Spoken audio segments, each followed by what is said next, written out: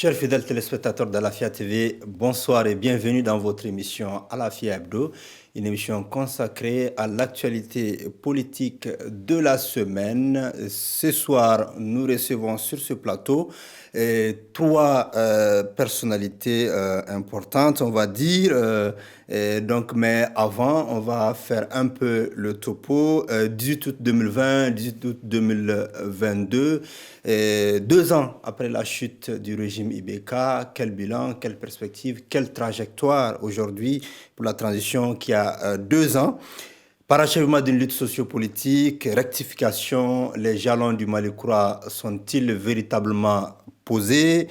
Qu'est-ce qu'il faut véritablement pour redresser, pour reprendre l'imam Mahmoud Diko, la transition, ou en tout cas le processus transitoire? Pour en parler, donc, nous avons sur ce plateau M. Balan Diakité. Il est analyste, rédacteur en chef de l'analyse de la semaine, un journal numérique. Bienvenue sur ce plateau. Merci. Et nous avons également sur ce plateau M. Fabrice Nouzian-Yovo, rédacteur en chef de Alafia TV, de la rédaction de Alafia TV. Merci également d'être là pour partager avec nous votre point de vue sur la question. Ensuite, Chambel Gimbayara, vous êtes également connu. Vous avez donc, vous êtes le directeur de publication du journal La Voix du Mali. Merci beaucoup d'avoir accepté notre invitation. C'est moi. Merci de l'invitation. Balan Diakité, quel bilan politique et social déjà pour vous de cette transition? Alors, merci pour l'invitation. C'est vrai que cette transition, elle a été marquée par un certain nombre d'événements. Ce qui nous a beaucoup plus marqué, c'est bien évidemment les bras de fer sur le plan diplomatique entre le Mali et un certain nombre de ses partenaires classiques, à savoir d'abord la CEDEAO et par la suite la France. Et on sait bien évidemment que ce bras de fer était lié plus ou moins à un conflit de perception de part et d'autre. Les autorités de transition maliennes sont engagées dans un processus de refondation de la nation, et qui parle de refondation de la nation parle effectivement d'un certain nombre de réformes qui peuvent être structurelles ou même conjoncturelles, mais ces réformes vont prendre certainement du temps. C'est là la logique des autorités maliennes dès le départ. Et ce n'était pas effectivement la position, ou du moins la perception que la CEDEAO avait effectivement de la crise malienne. Et donc, on sait bien évidemment que c'est une organisation qui est là pour la promotion aussi de la démocratie. C'est vrai qu'initialement, la mission fondamentale, c'est l'intégration, mais il y a aussi un autre volet, notamment à travers le protocole additionnel sur la démocratie et la bonne gouvernance. On sait que la CEDEAO a aussi une mission de promotion de la démocratie. Donc, ce qui fait que la CEDEAO était axée vraiment sur le retour rapide à l'ordre constitutionnel. Donc, je pense que ce conflit de perception a été un grand défi à relever dans un premier temps. Et aujourd'hui, on se réjouit effectivement que les deux parties soient arrivées quand même à s'entendre sur quelque chose de consensuel. Voilà, Fabrice et vous, parce que là, ils viennent de parler évidemment de la CEDEAO, des relations tumultueuses entre le Mali et la CEDEAO. Vous, quelle est votre perception de cette transition? Il ne s'agit pas aujourd'hui de dresser un bilan. Le bilan, dans un instant, est satisfaisant. Aujourd'hui, quand nous avons vu les politiques au pouvoir, avec les militaires au pouvoir, ce n'est pas la même gestion, ce n'est pas la même perception de la gestion du pouvoir. Donc ce qu'il faut retenir aujourd'hui, c'est que nous sommes arrivés avec la transition à tenir tête à avoir notre dignité, à avoir notre souveraineté, notre autonomie, notre indépendance. Nous voulons nous affirmer plus, c'est ça qui est le plus important, et c'est ce qu'il faut retenir pendant les 2 ans où les militaires ont exercé le pouvoir au sommet de l'État. Alors, Chambel Gimbayara, vous, de votre côté, qu'est-ce qui vous a véritablement, concrètement marqué pendant ces 2 années de transition? Marqué, c'est un gros mot. Marqué, évidemment, mon attention était captée par le fait qu'un processus démocratique soit arrêté. Ça, il faut le regretter, il faut le condamner, mais c'est un fait déjà, et par la même occasion s'incliner devant la mémoire de celui qui a eu à diriger le pays pendant cette époque-là, qui m'a approché de près à la gestion, en tant qu'observateur à la gestion du pouvoir de très près. Donc j'ai remarqué que c'est un homme qui avait le Mali chevillé au corps, il l'a dit, mais pendant son mandat, tout n'était pas parfait. Et ce mandat-là devait d'ailleurs continuer jusqu'en 2023. J'en ai décidé autrement. Maintenant, depuis l'irruption des militaires sur la scène politique, c'est vrai que le contexte du pays sociopolitique, économique était difficile, était très délicat. Je ne pensais pas qu'on pouvait faire autrement, si ce n'est au moins de s'interroger sur la gestion de la crise, parce que depuis 2012, nous sommes installés dans une guerre qui nous a été imposée.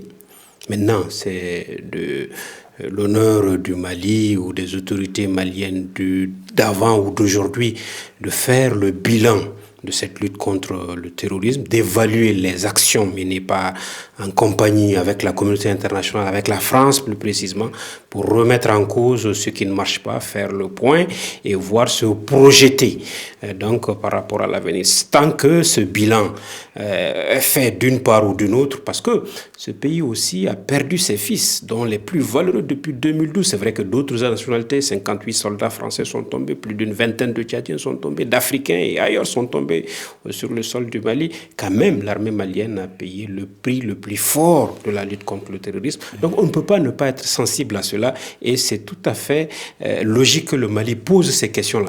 Maintenant, cette question ou cette réflexion, ce questionnement ne devrait pas conduire à une gestion à laquelle nous assistons à une rupture des bancs complètement avec toute une partie de la communauté internationale et cette diversification des relations avec d'autres, la Chine, la Russie ou ailleurs, peu importe, est à l'honneur du Mali, est une démarche responsable et logique. Et cette démarche ne devrait pas couper le Mali des États-Unis, de l'Angleterre et d'ailleurs, parce que ce qui compte, c'est l'intérêt du Mali et c'est cet intérêt qu'il faut mettre en avant. L'intérêt supérieur de la nation, c'est vrai, mais aujourd'hui, la transition nous a permis de choisir nos partenaires.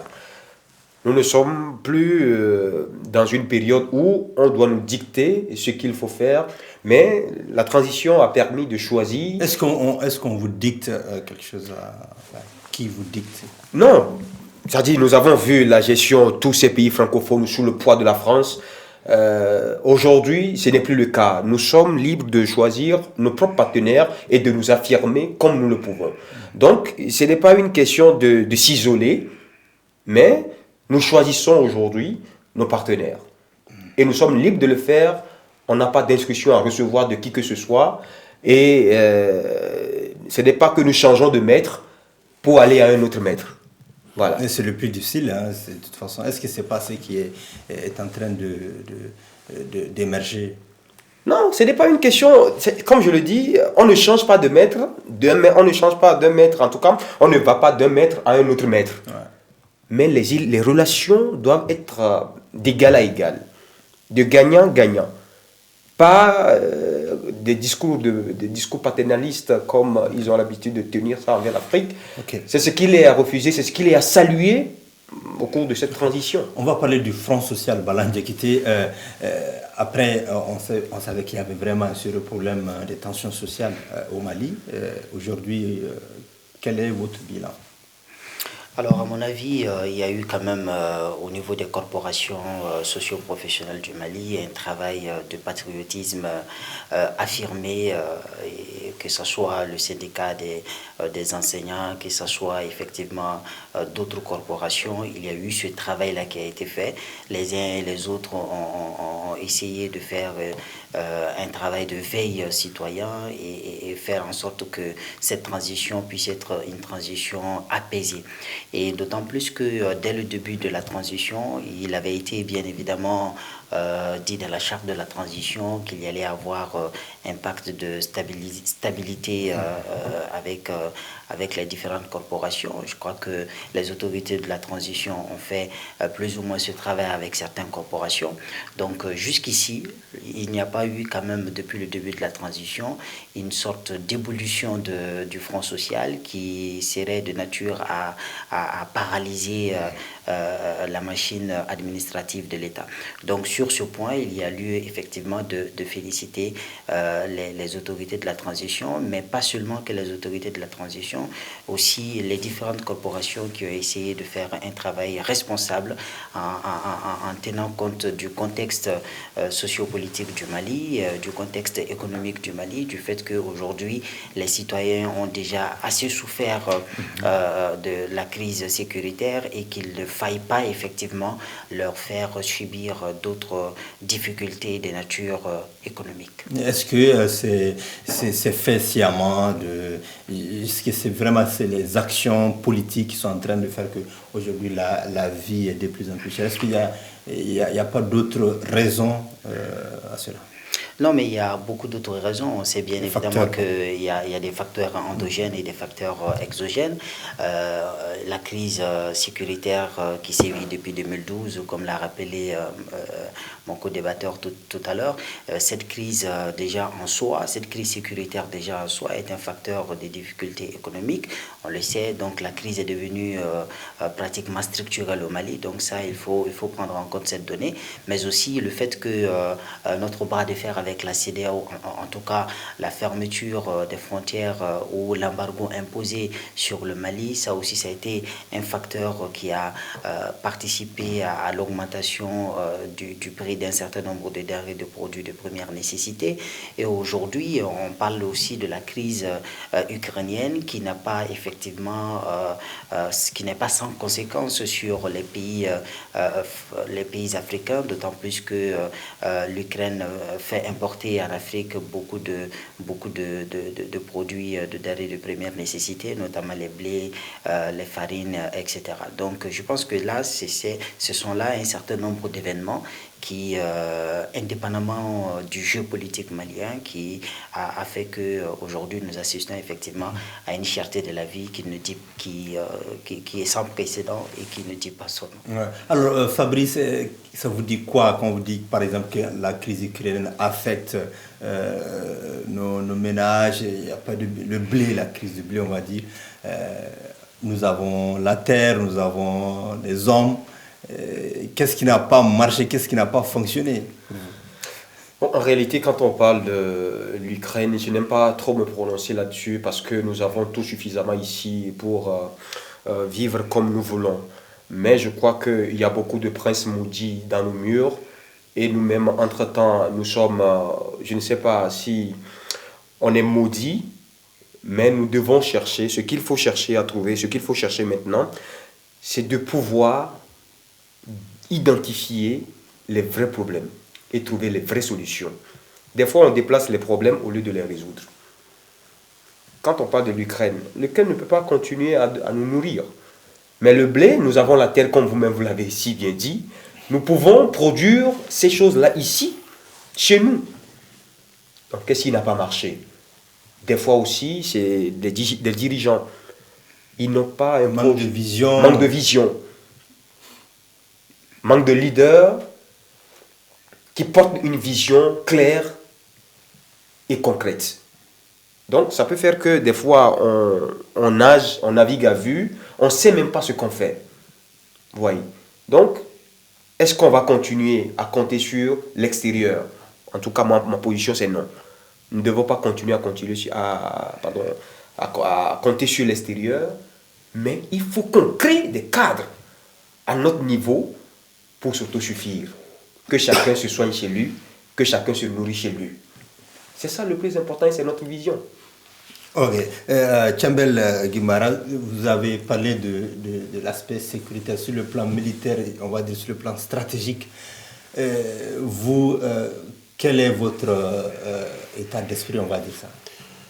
Oui, mais disons sur le plan militaire et sécuritaire, il y a des leçons qui ont été tirées. Il y a une réussite relative, même si cette réussite-là qualifiée de succès à 100% pour les partisans et avec un peu de... Il faut prendre la distance avec ceux qui observent, qui ne sont pas d'accord forcément avec ça. Mais ce qui est réel, c'est qu'il y a un effort de réarmement, de formation, de résultats sur le terrain. Et aussi, ce n'est pas sans... Une montée en puissance des... Bon, la montée en puissance, c'est une réalité. À un moment donné, c'est une réalité. Ça a compté dans ce pays-là. Ces groupes terroristes se sont évanouis et dispersés sur l'ensemble du territoire. Il y a eu on a tapé dans le nid, des leaders sont tombés dans une coopération ou non, sans coopération. En réalité, les lignes ont bougé sur ce plan. Maintenant, puisque ce n'est pas une guerre conventionnelle et que ce n'est pas une guerre, c'est une guerre asymétrique où l'ennemi est enfui à l'intérieur, il n'y a pas que la solution militaire, il faut aussi une solution politique, il faut une solution sociale, il faut apaiser les fronts, il faut dialoguer, il faut discuter réellement. Et cette diversification de partenariats aussi nous a amené à nous approcher d'un axe qui nous a aidés. C'est vrai que l'axe avec la Russie est un axe très fort, mais je le dis et je le répète, qu'il ne doit pas se construire au détriment de l'axe occidental. Et d'ailleurs, parce que le monde est un village planétaire, on ne peut pas vivre en autarcie, on ne peut pas nous autosuffire à nous-mêmes. La crise ukrainienne est passée par là, vous l'avez dit. L'Ukraine a développé, s'est installée dans ce domaine-là, et c'est pourquoi pas cette même guerre-là qui s'offre à nous aujourd'hui, malgré le blé qui est présent en portion dans le nord, un peu dans la zone de Diré et ailleurs, mais ce n'est pas assez suffisant pour nous prendre en charge. Et même, quand bien même, nous sommes un pays continental, il faut être responsable quand même, se dire la vérité. Le Mali est un pays continental qui n'a pas accès sur la mer, donc on est obligé, plus ou moins, de composer avec notre environnement, de gérer cet handicap avantage qui peut être un avantage, hein, mais il faut le renverser. Et ensuite, dans cette guerre asymétrique, ce qu'on n'a pas réussi à faire, c'est d'unir tout le peuple malien pour faire face à ce front-là. C'est difficile, il y a des divergences, sinon le terrorisme n'allait pas s'installer au Mali. Est-ce qu'il n'est pas déjà trop tard ? Non, il n'est jamais trop tard d'unir, il n'est jamais trop tard de se mettre ensemble. Et surtout quand l'intégrité territoriale est menacée, quand il s'agit de l'armée, quand il s'agit de l'unité nationale, quand il s'agit de faire face à un ennemi et à une guerre imposée après un embargo imposé. Et maintenant, j'espère qu'on ne va pas nous imposer l'unité, mais que l'unité viendra de nous-mêmes, de nos rangs, et qu'on va adhérer parce que l'État est menacé, parce que dans ses fondements, parce que l'armée nationale qui est le tissu de l'union nationale dans lequel tout le monde se reconnaît, est fortement engagé dans cette campagne-là. Parce qu'il y a quand même, Tchambel, il y a quand même des zones aujourd'hui où même la charia est appliquée. Et est-ce que l'État peut toujours continuer à résister à tout ça et à ne pas se transformer dans son unité, à devenir un autre type d'État? Nous sommes dans une république laïque. Jusqu'à preuve du contraire, je crois que si la Constitution n'est pas révisée et que cette laïcité n'est pas remise en cause, quelles que soient les difficultés, ça peut être considéré comme des difficultés. C'est vrai qu'il y a des villes ou des villages ont embrassé cette religion-là, se sont islamisés depuis le XIIe, le XIe siècle, mais cela n'a pas changé l'âme fondamentale de ce pays-là. Dire que le Mali tout entier aujourd'hui aspire à être un pays islamique, je n'y crois pas. Je viens d'une ville sainte où la religion est pratiquée depuis des milliers de générations. Le Mouloud a été institutionnalisé en 1976 dans mon village à Dili. Donc, je ne vois pas, et nous vivons en symbiose avec les autres régions, Tombouctou, n'en parlons pas, Djenné, ailleurs. Donc, l'islam malien est un islam humain, un visage ouvert, mais cela ne veut pas dire également qu'il faut instrumentaliser cette religion-là et nous importer une religion, des pratiques de cette religion qu'on n'a pas connues par le passé. J'ose bien espérer qu'on hérite de ces pratiques-là, les améliorer, les conforter, les conformer à l'islam pratiqué de par le monde, au lieu d'aller ailleurs nous importer des valeurs qui ne sont pas les nôtres. Je crois qu'il y a une remise en cause. Alors, est-ce qu'aujourd'hui, le Mali actuel répond véritablement, ressemble à nos valeurs sociétales, nos valeurs ancestrales? Bon, en fait, sur cette question, je ne m'entends pas tout à fait avec beaucoup de personnes parce que moi, à mon avis, les valeurs sont, tout comme les civilisations, sont sujets à des mutations, à des transformations. Vous ne pouvez pas aujourd'hui demander à un Malien de 2022 de vivre comme au temps de Soundiata Keïta, c'est pas possible. Vous ne pouvez pas non plus vouloir imposer aux Maliens d'aujourd'hui une religion musulmane qui serait pratiquée au temps du début de l'islam avec le prophète Mohammed, paix et salut sur lui. Donc il y a en fait une trajectoire d'évolution des sociétés, des valeurs, des traditions que toutes les sociétés sont obligées de connaître. Et il va falloir maintenant que nous qui sommes à cette phase ou à ce tournant historique de notre vie nationale, d'être beaucoup plus responsables, de savoir quand est-ce qu'il faut effectivement se poser, regarder, apprendre de l'histoire et voir dans le passé ce que l'on peut tirer du passé et faire un cocktail avec les valeurs d'aujourd'hui pour pouvoir aller de l'avant. Parce que la question, ce n'est pas vraiment de s'éterniser sur notre gloire passée. Il s'agit effectivement à partir d'aujourd'hui, qu'est-ce que nous pouvons faire ensemble pour aller de l'avant. Et je pense que c'est ça le gros défi. Et aller de l'avant aujourd'hui nécessite effectivement que on sort des discours plus ou moins trop souverainistes, en réalité qui n'ont pas beaucoup de retombées voilà, positives, tant sur le plan économique que sur le plan politique, parce qu'aujourd'hui le monde est engagé dans une mondialisation que personne ne peut nier. Voilà, ce que certains États ont fait, comme la Chine, comme d'autres États africains, même comme le Rwanda, qui sont parvenus à tirer leur épingle du jeu. Qu'est-ce qui nous empêche aujourd'hui de faire face à cette mondialisation qui est une réalité aujourd'hui et essayer de tirer notre épingle du jeu. En faisant quoi? En profitant du multilatéralisme, tout simplement. Voilà, en profitant du multilatéralisme, en diversifiant effectivement nos partenariats et à essayer de voir quels peuvent être les avantages comparatifs que nous avons à apporter effectivement aux autres en termes de coopération, en termes de relations bilatérales. Sur la question des valeurs, pour y revenir, on a vu que les autorités de la transition essaient d'y répondre par exemple avec la création du programme d'éducation aux valeurs, mais également la valorisation des légitimités traditionnelles. On a vu qu'ils ont distingué les chefs avec, en tout cas, les insignes. Est-ce que c'est des réponses réalistes, on va dire? Oui, c'est des efforts quand même à saluer, mais est-ce que ce sont des efforts réalistes? Je ne saurais le dire, mais c'est des efforts à saluer. Quoi qu'il en soit, sachons que nous avons la télévision, nous avons des antennes paraboliques, nous avons, chez chacun d'entre nous, on regarde des films et des feuilletons européens. Et ça, ce sont des facteurs qui viennent influencer notre culture. Moi qui suis là aujourd'hui, je suis habillé en costume, le costume n'est pas malien. Voilà, mais ça ne veut pas dire que... Qu'est-ce qui vous empêche de vous habiller malien? Voilà, mais cela ne veut pas dire qu'au fond de moi... aussi, le costume. Voilà, mais cela ne veut pas dire que je ne suis pas profondément malien. Sauf que le costume aujourd'hui est considéré comme un habit universel. Voilà, donc c'est cet universalisme aujourd'hui qu'il faut garder en tête, savoir que nous sommes engagés aujourd'hui dans une dynamique universelle et plus on avance, cet universalisme va être encore une réalité, sauf que nous devons apprendre à ne pas nous perdre dans l'universalisme.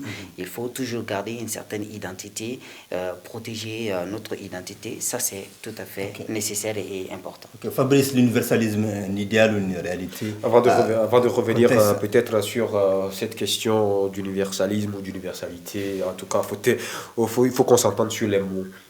Monsieur Diambel parlait tout de suite de monter en puissance des femmes.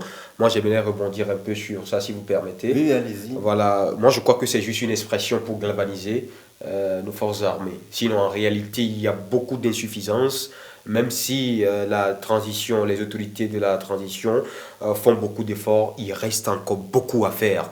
Il reste beaucoup à faire en matière de sécurité. Nous sommes allés à Caille, on est allé sur la route de Caille, par exemple, quand vous voyez Diamant, vraiment, c'est déplorable. Ça, je parle juste de Caille. Quand nous allons dans la zone de Mopti, de Boni à Ombori, quand nous prenons Douanza, toutes ces zones-là, il n'y a plus de vie. Qu'est-ce qu'il faut faire? Ils sont des Maliens, qu'est-ce qu'ils ont fait? Ils n'ont rien fait. Donc, il faut travailler peut-être à redonner vie à ces populations rurales, à ces populations qui ne demandent que la sécurité physique et leur intégrité physique. La sécurité humaine même. Voilà. Donc, qui n'ont pas aujourd'hui. Donc, je crois que la grosse question aujourd'hui, c'est de se poser la question, 2 ans après le régime Ibeka, qu'est-ce qui a réellement changé sur le plan économique, où nous sommes confrontés à la sanction ou bien aux sanctions de la CEDEAO, mais le peuple a été très résilient. Les sanctions sont levées.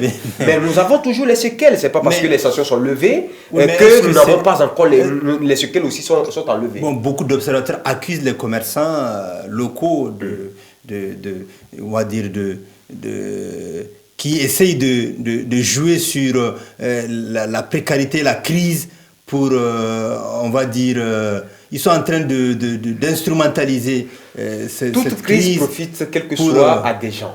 Toute crise, quelle que soit la nature de la crise, profite à quelqu'un. Ils sont dans la surenchère, je veux dire. Voilà, ils sont dans la surenchère, ils ont leurs droits.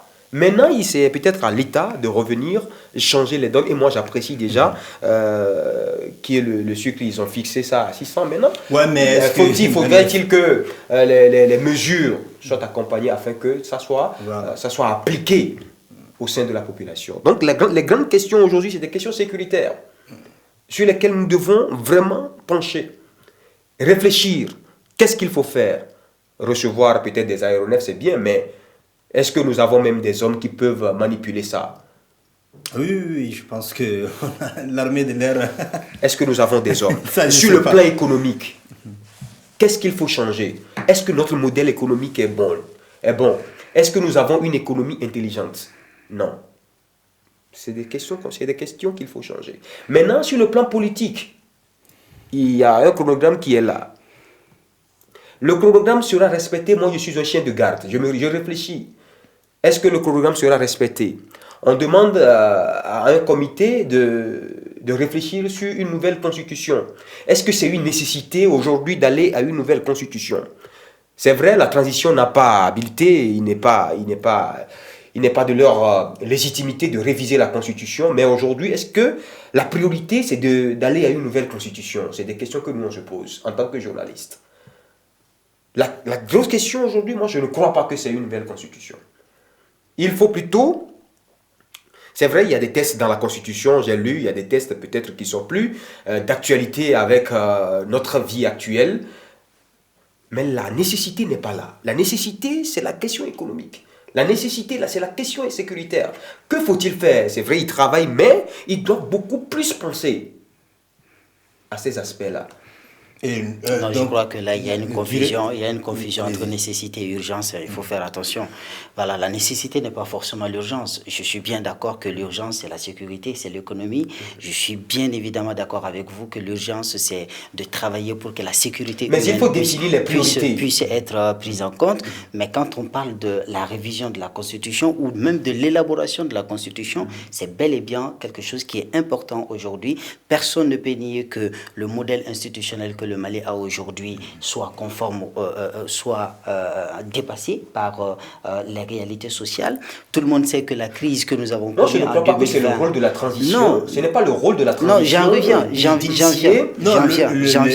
y a le rôle, il y a la légitimité, il y a la légalité. Ce dont vous parlez, c'est la légalité. Vous vous dites que légalement, quand on regarde la Constitution, il n'est pas du ressort, par exemple, des éléments du CNT d'opérer bien évidemment l'élaboration d'une nouvelle constitution, puisque ce ne sont pas des députés, ils ne sont pas élus, ils n'ont pas un mandat qui leur est confié par la population.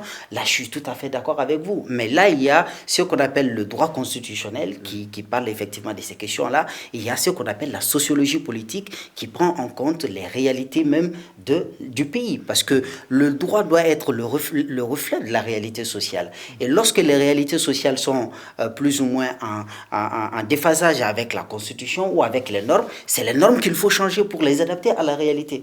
Aujourd'hui, on ne peut plus continuer avec un système politique comme le régime mixte malien, où le président il a tous les pouvoirs entre ses mains, il est en quelque sorte le monarque de la République. Voilà, il a plus ou moins directement ou indirectement un contrôle sur les trois pouvoirs, l'exécutif, législatif et le judiciaire. Est-ce que c'est une nouvelle constitution? Le président ne va pas... Une nouvelle constitution peut effectivement prendre en compte ces questions-là et apporter des solutions. Et même ce qu'on a vu en 2020 avec la démission forcée du président Ibeka, c'est une donnée à prendre en compte dans la nouvelle constitution. Il faut intégrer dans la nouvelle constitution des mécanismes légaux qui peuvent permettre à la population, à travers bien évidemment l'Assemblée nationale et le Sénat, ça se passe en France, à travers l'Assemblée. Nous n'avons pas que la France pour modèle. Non, c'est ce que je comprends votre haine vis-à-vis de la France, mais laissez-moi juste terminer avec mon argumentaire. J'ai dit tout simplement que c'est des choses qui se passent ailleurs. Ça se passe en France, même aux États-Unis. Il y a la procédure d'impeachment qui est là pour obliger le président à démissionner. Qu'est-ce qui nous empêche? Ça n'existe pas dans notre constitution. Pourtant, il y a bien évidemment et manifestement des comportements d'un certain nombre de chefs d'État en Afrique qui déshonorent complètement leur fonction de président ou de chef de l'État. Donc il faut permettre aux populations, si effectivement la démocratie suppose souveraineté du peuple, il faut que ce pouvoir-là revienne entre les mains du peuple et qu'il puisse justement déterminer s'il faut effectivement laisser le président continuer ou même écouter son mandat. Une petite réaction sur ce débat qui est riche, on apprend beaucoup de choses. J'imagine que la première constitution, celle qui fait objet de débat aujourd'hui, c'est pas la toute première du Mali, celle du 25 février 1992, a été érigée sous une transition. C'est la transition de 14 mois conduite par ATT, où la constitution a été élaborée, a été révisée.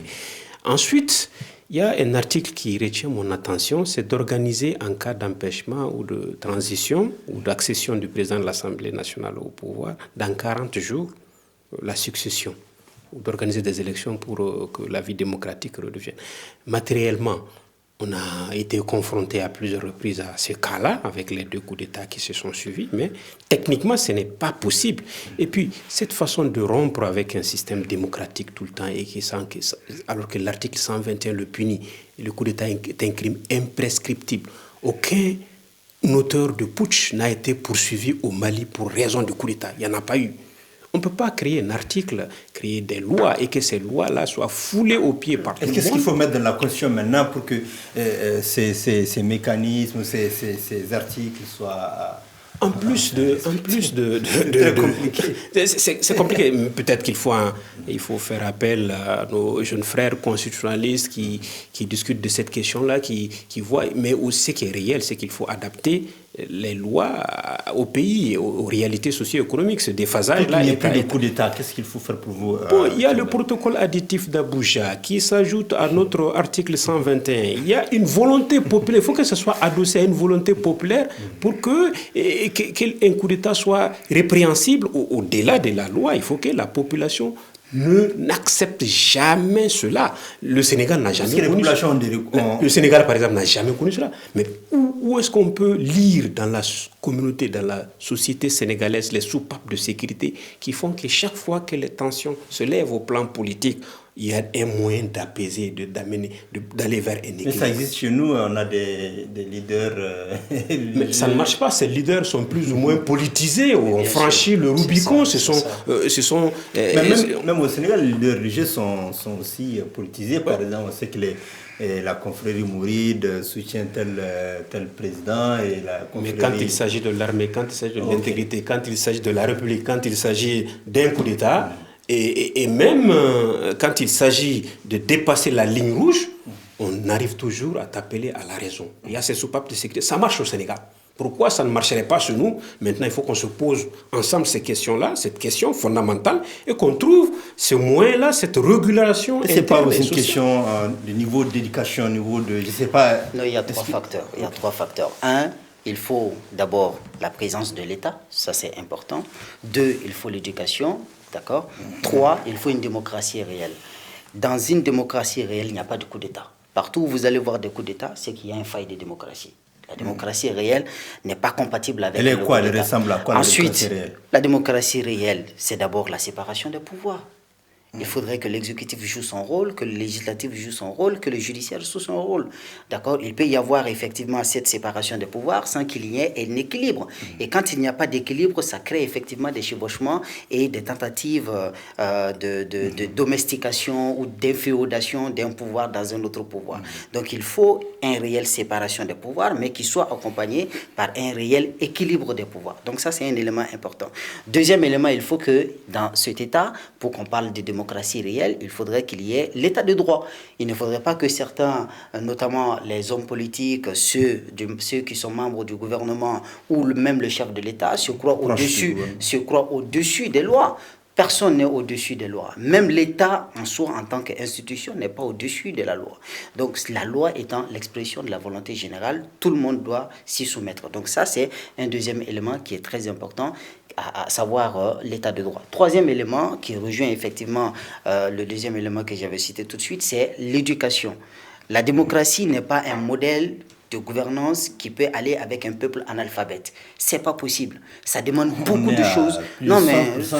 Bon, comment est-ce que vous voulez que la démocratie marche? Ça ne peut pas marcher parce que ça demande tellement de technicité, tellement de connaissances sur les modalités de vote. Quand on parle par exemple de proportionnel et que vous partez, je ne sais pas, à Nioro, vous demandez à un villageois de Nioro qu'est-ce que c'est que proportionnel, mais il ne saura pas quoi vous répondre.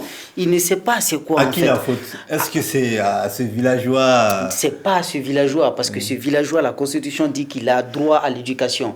Donc, les fautifs, c'est bien évidemment d'abord l'État et ensuite les parents. Qui dit aux villageois, par exemple, que en fait, à la première année, tu n'as rien appris, donc il faut apprendre maintenant ABCD, et ensuite connaître le proportionnel, et donc il va prendre du temps, après il abandonne parce qu'il faut faire à manger. Non, les choses sont très simples. Hein. Il faut munir les villages d'écoles d'abord. Ça c'est important. Les écoles françaises.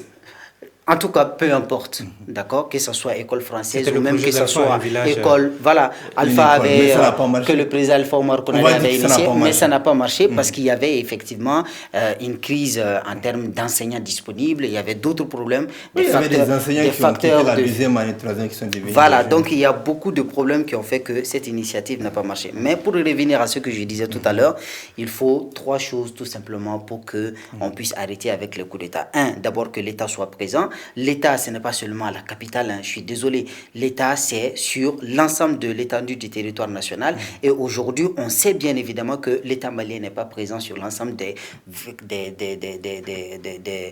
comment on appelle ça, la superficie du Mali, c'est 1 241 238 km².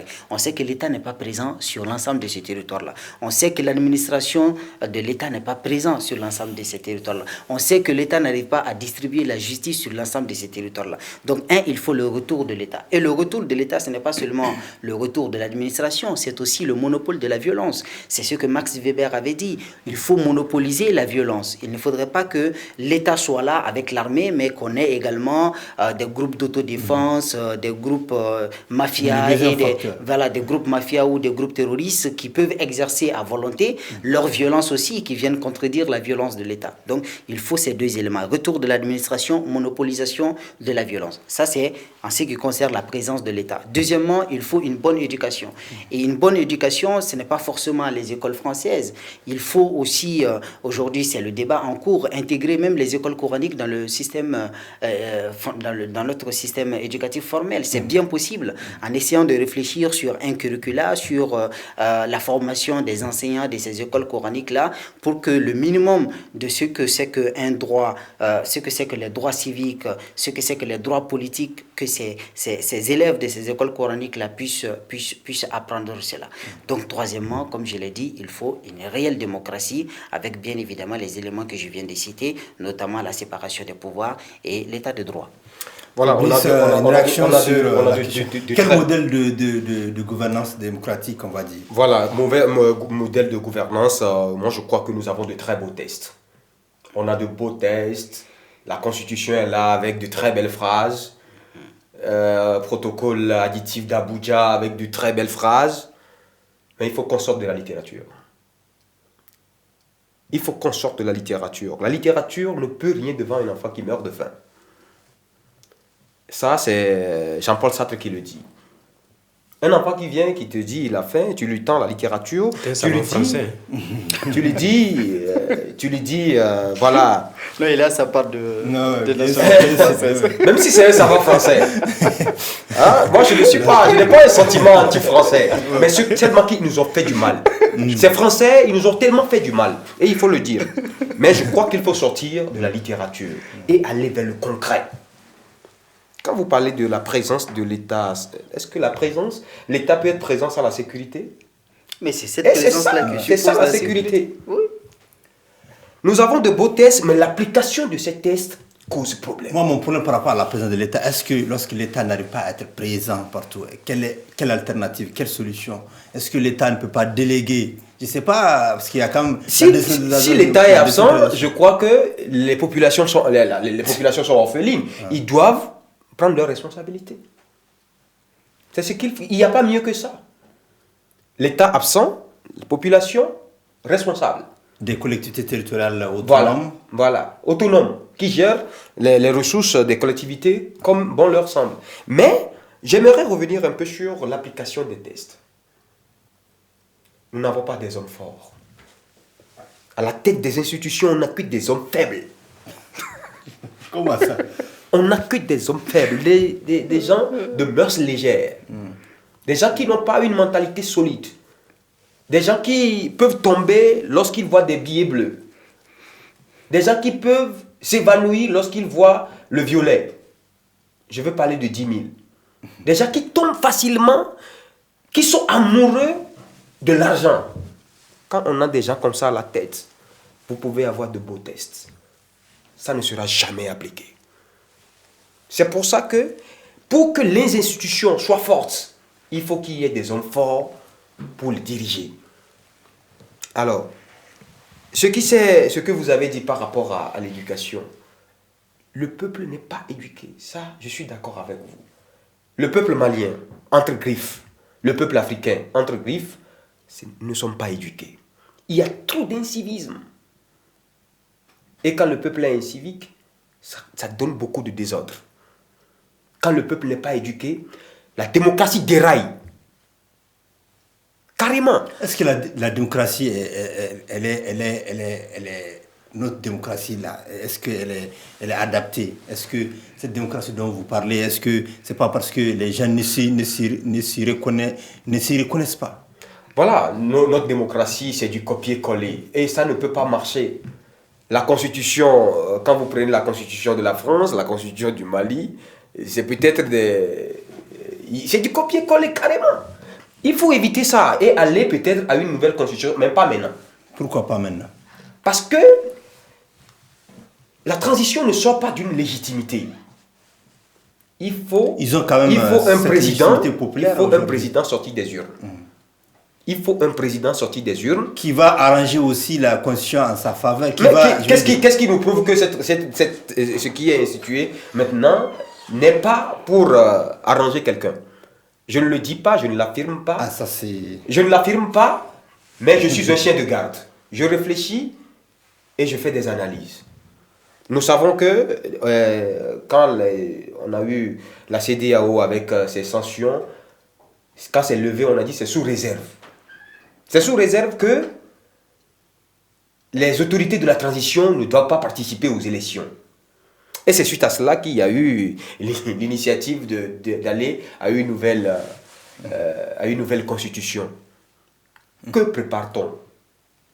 Moi, je réfléchis juste. Je ne dis pas que c'est pour arranger quelqu'un. Mais la grosse question aujourd'hui, notre démocratie n'est pas adaptée à notre réalité. Qu'est-ce qui manque à notre démocratie? Par exemple, moi j'ai appris quelque chose au Mali et qui est très intéressant. Le Sinankunya, par exemple.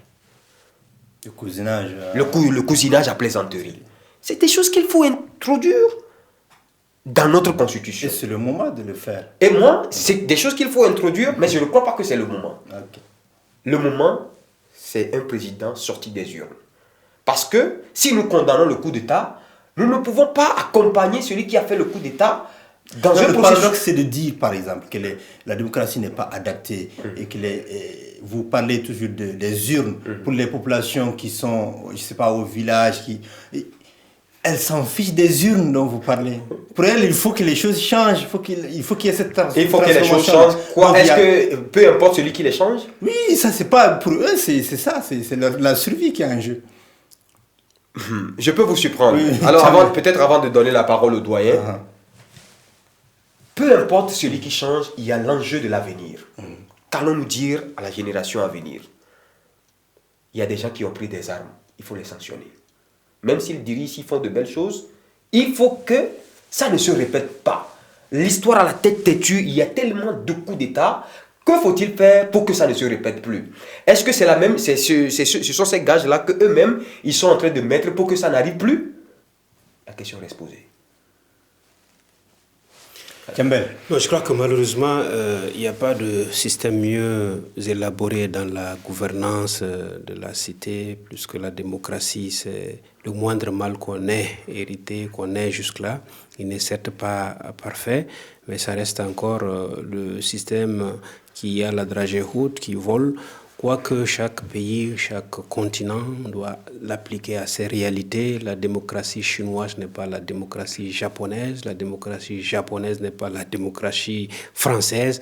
Et cette française dont on a hérité, avec qui on a des liens de sang, des liens économiques, des liens fraternels et historiques, on ne peut pas l'empêcher. Nous avions volé au secours de la France. Si elle vient nous aider pour la lutte contre le terrorisme, ce n'est que justice. Aujourd'hui, s'il y a des difficultés, s'il nous prend du gaz et s'il y a des difficultés avec la France, il faut le comprendre par rapport à l'interprétation d'un bilan de cette lutte-là, dans des couacs qui montent dans une coopération, dans une collaboration. Sinon, les Russes, qui sont aujourd'hui nos partenaires, nous avons aussi connu Kalana. Donc, c'est une histoire qui s'est très mal terminée. Donc, je vous laisse la responsabilité.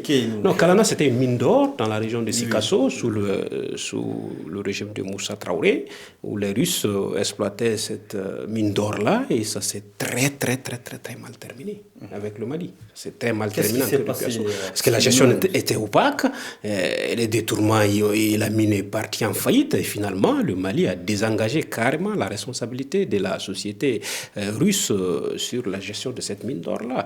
Et entre autres réelles difficultés. Mais aujourd'hui, ce monde est en deux blocs et dressé ceci. Donc, nous n'avons aucun intérêt d'attirer les foudres des mondes contraires, adverses à la Russie. Ce n'est ni l'Orient et l'Occident qui doivent s'affronter sur notre territoire, ni rééditer la guerre froide entre la Russie et les États-Unis d'Amérique. Nous n'avions pas intérêt. Notre intérêt, c'est de défendre le Mali au plan économique, défendre le Mali au plan socio-culturel, défendre le Mali pour qu'on fasse un retour sur la scène internationale, que l'on soit respecté au lieu d'attirer des animosités, des annuités. Je crois que c'est difficile.